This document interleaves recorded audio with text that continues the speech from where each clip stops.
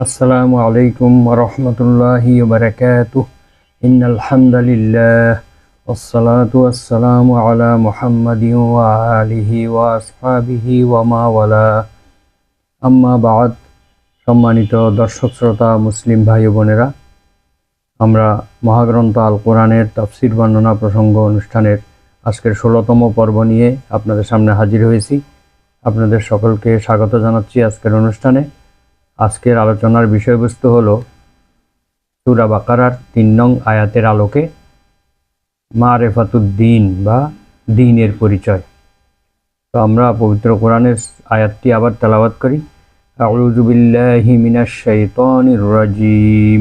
বিসমিল্লাহির রহমানির রহিম। الذين يؤمنون بالغيب ويقيمون الصلاة ومما رزقناهم ينفقون صدق الله العظيم। মহান আল্লাহ বলেন, যারা বিশ্বাস রাখে অদৃশ্য বিষয়ে এবং সালাত কায়েম করে এবং আমার প্রদত্ত জীবিকা থেকে ব্যয় করে, তারা হচ্ছে মুত্তাকি। তো আমরা আল্লাযীনা ইউমিনুনা, যারা বিশ্বাস করে অর্থাৎ যারা ঈমান রাখে অদৃশ্য বিষয়ে, তো আমরা এখনো ঈমানের উপরে আলোচনা করতেছি। আমাদের ঈমানের উপরে বেশ কয়েকটি পর্ব গিয়েছে। আজকে যে বিষয়টি আলোচনা করা হবে উসুলুল ঈমান বা ঈমানের মূলনীতি 3টি। বিগত পর্বে আমরা বলেছিলাম ঈমানের মূলনীতি 3টি। মারেফাতুর রব, মহান রব্বুল আলামিনকে চেনা। দ্বিতীয় হলো মারেফাতুদ্দিন, দ্বীন ইসলামকে জানা।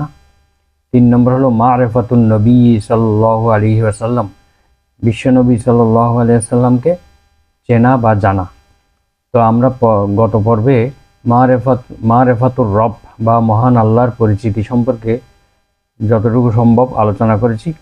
আজকে আমরা মারেফাতুদ্দিন বা দ্বীনের পরিচয়, দ্বীন কি এবং দ্বীনকে কিভাবে বিশ্বাস করতে হবে।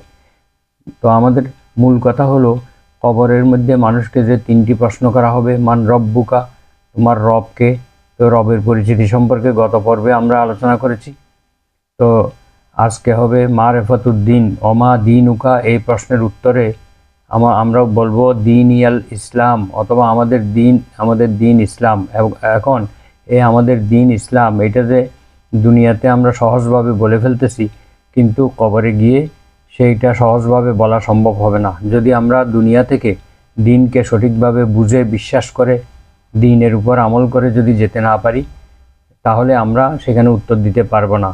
তো আমরা আজকে মহান আল্লাহ তাআলার তৌফিক